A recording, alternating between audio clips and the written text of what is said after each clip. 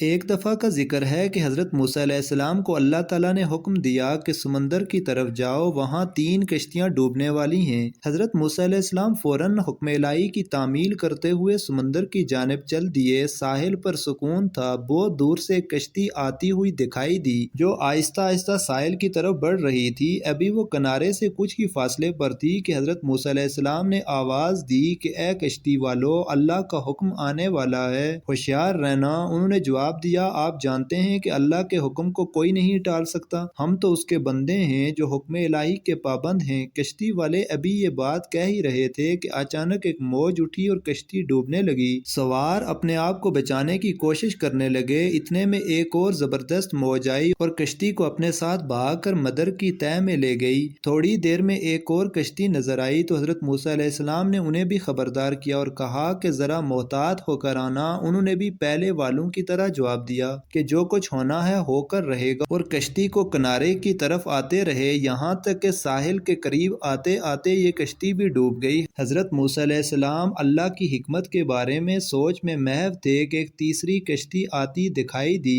آپ نے حسب سابق اس کشتی والوں کو بھی نصیحت کی کہ دیکھو، اللہ کا حکم آنے والا ہے، اپنے گناہوں کی معافی مانگتے ہوئے ذرا محتاط ہو کر آؤ۔ انہوں نے جواب میں کہا کہ اے اللہ کے نبی، جس طرح آپ سچے ہیں اس طرح اللہ کا حکم بھی اٹل ہے، اسے کوئی بدل نہیں سکتا، لیکن اللہ کی رحمت بھی تو ہے، ہم اس کی رحمت سے کیوں مایوس ہوں؟ لہٰذا ہم اللہ کی رحمت پر بھروسہ کر کے آ رہے ہیں اور وہ اپنی رحمت کے صدقے میں ہمیں ضرور امن و سلامتی کے ساتھ کنارے پر پہنچا دے گا۔ کشتی والوں کا یہ جواب سن کر حضرت موسیٰ علیہ السلام خاموش ہو گئے۔ جب کشتی بحفاظت کنارے آ لگی تو اللہ کے پیغمبر سوچنے لگے کہ اللہ نے 3 کشتیاں ڈوبنے کا فرمایا تھا، 2 تو ڈوب گئیں لیکن تیسری سلامتی کے ساتھ کنارے آ لگی ہے، یہ کیسے بچ گئی؟ ارشاد باری تعالیٰ ہوا کہ اے موسیٰ، آپ نے سنا نہیں کہ تیسری کشتی والوں نے کیا کہا؟ انہوں نے میرے حکم کو تسلیم کیا تھا، میری رحمت کو آواز دی تھی اور اس پر پورا توکل اور بھروسہ بھی کیا تھا، تو اس لیے یہ کشتی میری رحمت کے طفیل بچ گئی، کیونکہ جو بھی میری رحمت کے دروازے پر آ کر صدا دیتا ہے میں اسے نا امید نہیں کرتا۔ حدیث میں آتا ہے کہ جب اللہ تعالیٰ نے مخلوقات کو پیدا فرمایا تو عرش پر لکھ دیا،